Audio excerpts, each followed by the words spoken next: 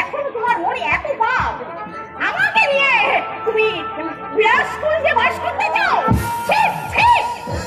বিলাসকুঞ্জ ছাড়া তোমাদের মতো মেয়েদের আর কোথায় স্থান হতে পারে?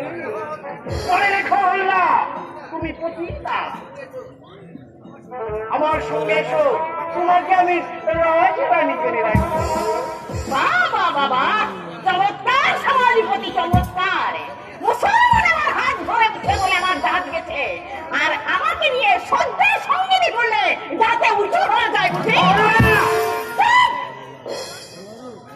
লোম চর্মবৃত্ত মনে যখন এত লোক এত পাপ, তখন আমার কাছে কেন? ঘরে তো আমারই মতো তোমার একটা মেয়ে আছে, যাও না, ওর কাছে যাও। সাবধান হল্লা, আমার আগুন জ্বলছে। বেশি বাড়াবাড়ি করলে এই নির্জন মন্দিরে আমি আর আমিও তোমার মতো একটা পাপী গলা টিপে খুন করবো।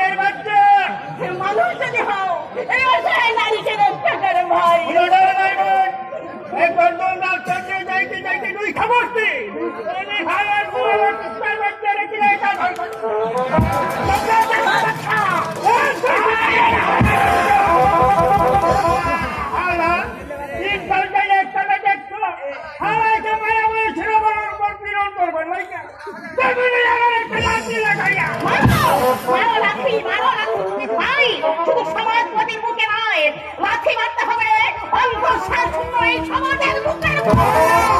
সাবধান হল্লা, একটা চাষাকে আমাদেরকে বেশি আপন মনে করলে অসুবিধা হয়ে যাবে, কিন্তু বলে দিচ্ছে। কি হারা বারবার করে কি আছো? তোমার বাবার চাকরি নয়, তোমার বাবা তো বাচ্চারও খেয়ে মতো এই মাইয়া মন্ত্রীর ইজ্জত নিয়ে টানাটানি করে না। এটা কথা বলে করলে একটা উঠা বাড়াবো। কি করবে? উঠা বাড়াবে।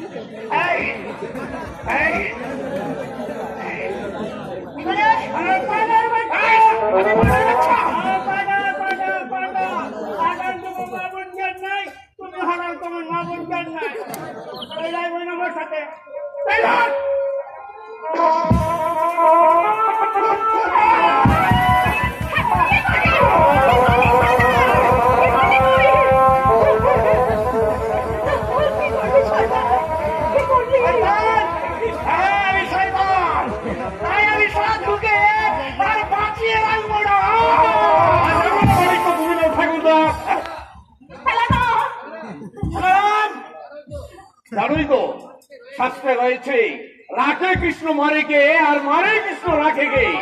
অতএব গুরুজন, যদি নারী মাংসের চেয়ে নিজের মাংসের মায়া বেশি মনে করো, তাহলে শুনি স্মরণ করো।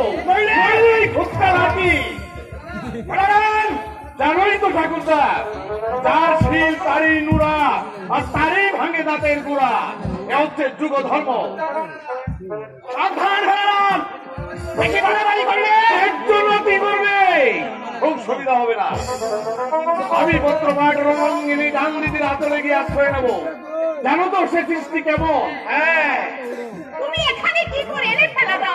সে গেল আমার ঠাকুরদাদি গতিবিধির সঙ্গে আমার ডান দিদির এত পরিচয় যে তাকে খুঁজতে খুঁজতে আমি ভাঙা মন্দিরে এসে ঘুরতে রলাম। আমার জীবনে ওই কুকুর টান দিদি চলো ঘরে তো কুকুরকে শুকনো তেল পাইয়ে দিবে। আমি তোমার বলিনের কোলে ভয় নেই বাংলা, বাচ্চা ফাঁসি হয়ে গেছে। ছেলেমেয়ের কথা না ভেবে টান দিদির কথা ভাবো। আজ যে কার্য তুমি করতে যাচ্ছিলে, এই কথাটা টান দিদির কানে গেলে একটা ছাড়ো রাখতে থাকবে না। এই, বারবার বারবার তুই টান দিদি করছিস না? আমি কি তোর টান দিদিকে ভয় করে রেখা? এই এই আমি যাচ্ছি বাড়ি, দেখি তোর টান দিদি আমার কি করে।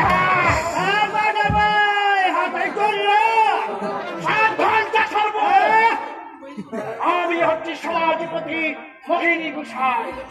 আজকের এই প্রতিশোধ যদি আমি কোনো ঘন্টায় অসহ্য করতে না পারি, তবে বিধায় আমি সমাজপতি মোহিনী গোসাই। হ্যাঁ, মনে থাকে যেন তার সর্ব।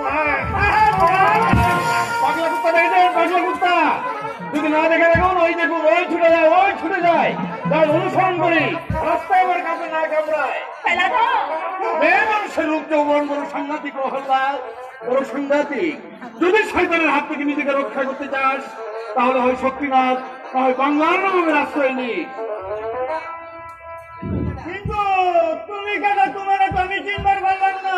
আমার পরিচয় জেনে কোনো লাভ নেই ভাই, বরং যে হতভাগিনীকে আজ শয়তানের হাত থেকে রক্ষা করেছ, যদি পারো নিরাপদ আশ্রয় না পাওয়া পর্যন্ত তুমি তোমার নিজের ঘরে ঠাই দিও।